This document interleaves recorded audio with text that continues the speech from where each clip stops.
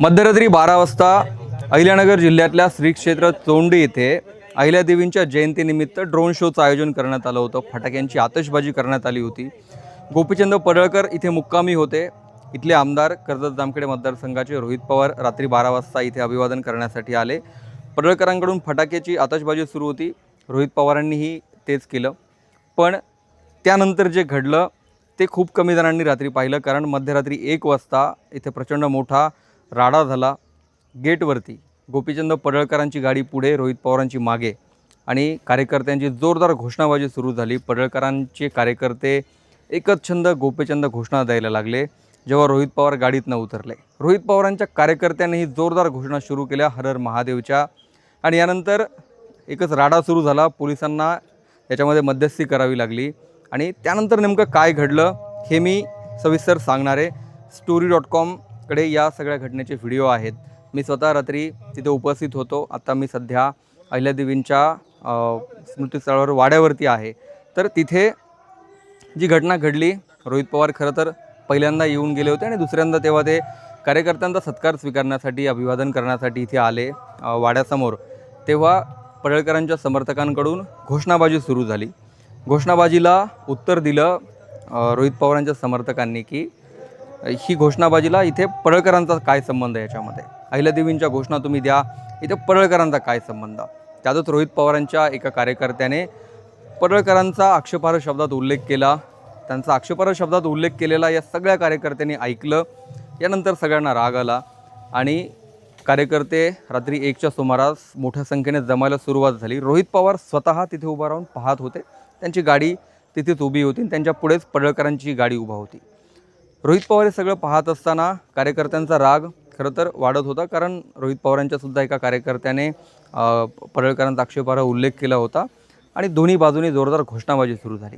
Police मध्यस्थी करत होते, वरिष्ठ अधिकारी होते।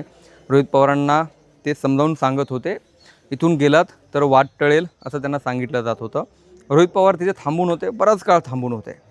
ही घोषणाबाजी सुरू असतानाच समर्थकांची घोषणाबाजी थांबत नसल्यामुळे तिथल्या पोलिसांनी जमावाला नियंत्रणात आणण्यासाठी त्यांना दाबण्याचा प्रयत्न केला, त्यांना ढकलण्याचा प्रयत्न केला। यानंतर पडळकरांच्या समर्थकांना आणखी राग अनावर झाला, आणि यानंतर मात्र घोषणाबाजी अत्यंत वेगात वाढली। कार्यकर्त्यांना पोलीस हुसकावून लावत आहेत, त्यांच्यावर काठी उगारत आहेत। हे पाहून पडळकर जे आतमध्ये फटाके आतषबाजी करत होते त्यांना कळलं। हे त्यांनी पाहिल्यानंतर पडळकर बाहेर आले। कार्यकर्त्यांना त्यांनी शांत करण्याचा प्रयत्न केला। रोहित पवार समोर उभा होते, गोपीचंद पडळकर त्यांच्यामध्ये अगदी 10 ते 20 मीटरचं अंतर होतं दोघांमध्ये। रोहित पवारांना इथून जायला सांगा, रोहित पवार इथे का येत आहेत, जाणीवपूर्वक येत आहेत आणि हा वाद पेटवत आहेत, असं गोपीचंद पडळकरांचं म्हणणं होतं। मात्र घोषणाबाजी करणाऱ्या कार्यकर्त्यांची त्यांनी समजूत काढली, सगळ्यांना शांत केलं। यानंतर रोहित पवारांच्या समर्थकांचं म्हणणं होतं की पडळकरांनी आम्हाला गाडी आडवी लावली आहे, आणि त्याच्यामुळे आम्हाला जाता येत नाही आहे। मात्र त्यांनी समजावून सांगितलं पडळकरांच्यासुद्धा काही कार्यकर्त्यांनी, जे शांत करत होते बाकीच्या उर्वरित आक्रमक कार्यकर्त्यांना, की ही गाडी आधीपासून रोडच्या बाजूला इथे उभा होती, तुम्ही नंतर आलात आणि तुम्ही आमच्या मागे गाडी उभा केलेली आहे, तुमची गाडी बाजूने निघू शकते कारण आमची गाडी रोडच्या बाजूला उभी आहे, तर तुम्ही जाऊ शकता। पण त्यांचं असं म्हणणं होतं की आम्ही ही गाडी तुम्ही आम्हाला आडवी लावली, आमचा रस्ता बंद केला आहे, आम्हाला तुम्ही जाऊ देत नाही आहेत। मग यानंतर पुन्हा घोषणाबाजी, पुन्हा आंदोलकांची, पुन्हा पोलिसांची मध्यस्थी, या सगळ्या गोष्टी घडल्या।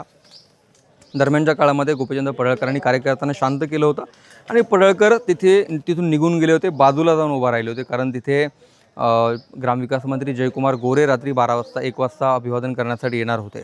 साधारणपणे 1 तास हा पूर्ण राडा चालू होता। या गदारोळात, घोषणाबाजीमध्ये दोन्ही बाजूंच्या कार्यकर्त्यांनी एकमेकांच्या विरोधात घोषणाबाजी केली। पडळकर, रोहित पवार आमनेसामने आले। मात्र पडळकरांनी नंतर हा वाढता वाद पाहून कार्यक्रमाला गालबोट लागू नये, हा कार्यक्रमाला गालबोट लावण्याचा प्रयत्न आहे का, असं कार्यकर्त्यांना समजावून सांगितलं की आपल्या कार्यक्रमाला हा गालबोट लावण्याचा प्रयत्न आहे। आपण जर घोषणाबाजी केलेली असेल तर याचा वेगळा अर्थ बाहेर काढला जाईल, आणि एक वाद याचा तयार केला जाईल, या चांगल्या कार्यक्रमाला गालबोट लावलं जाईल, पडळकर समजावून सांगत होते। त्यांचे काही जुने जाणते कार्यकर्ते समजावून सांगत होते। त्यानंतर काही वेळातच जयकुमार गोरे आले, आणि जयकुमार गोरेंसोबत गोपीचंद पडळकर अहिल्यादेवींना अभिवादन करण्यासाठी निघून गेले। साधारण रात्री 1:15च्या दरम्यान, 1:15-1:30च्या दरम्यान आणि मग त्यानंतर रोहित पवारही तिथून आपल्या कार्यकर्त्यांसह निघून गेले. शेवटपर्यंत ही घोषणाबाजी चालू होती. वातावरण अत्यंत तणावपूर्ण होतं. पोलिसांचा फौजफाटा त्या अर्ध्या तासामध्येच वाढवावा लागला होता, अशी परिस्थिती झाली होती. मात्र दोन्ही बाजूने समजूतदारपणा दाखवल्यामुळे एक मोठा वाद टळला आणि कार्यकर्त्यांमधलं हे जे काही मारामारीपर्यंत हा प्रकार पोहोचण्याच्या तयारीत होता तो थांबला. कारण रोहित पवारांचे कार्यकर्ते असं म्हणत होते की ते आमच्या दारात आले तर त्यांचं संरक्षण करणं ही आमची जबाबदारी आहे. आणि पडळकरांचे समर्थक असं म्हणत होते की पडळकरांचा यात काहीच संबंध नसताना पडळकरांना शिव्या का दिल्या जात आहेत, पडळकरांना तुम्ही टार्गेट का करतायत, आम्ही आमच्या नेत्यांच्या घोषणा दिल्या तर त्यात चुकीचं काय, त्या घोषणा आम्ही देऊ शकत नाही का. तर रोहित पवारांच्या समर्थकांनी सुद्धा नंतर मग त्यांना उत्तर देण्यासाठी प्रत्युत्तर देण्यासाठी घोषणाबाजी केली. या घोषणाबाजीत हा सगळा परिसर रात्री साधारणपणे 1:30च्या सुमारास दणाणून निघाला होता. मात्र पोलिसांची मध्यस्थी आणि या सगळ्या समजदारपणाने हा वाद टळला. या घटनेचे व्हिडिओसुद्धा तुम्ही बाजूला पाहू शकता. तर या वादामध्ये अर्थातच कोणती मोठी घडामोड घडलेली नसली तरी दोन्ही बाजूच्या समजदारपणामुळे हा वाद इथे आता मिटलेला आहे.